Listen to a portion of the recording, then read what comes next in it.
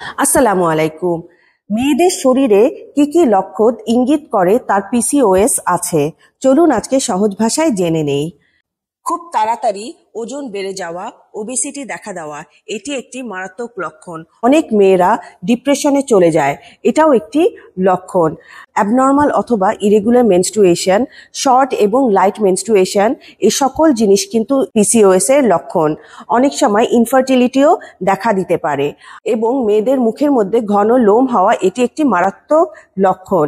লোমটা কিন্তু পাতলা হবে না, কিন্তু ঘন চুলের মতো লোম হবে, স্পেশালি মেয়েদের চেহারার মধ্যে, মেয়েদের বুকে, পিঠে, পেটের মধ্যে এই ঘন লোম দেখা দিবে।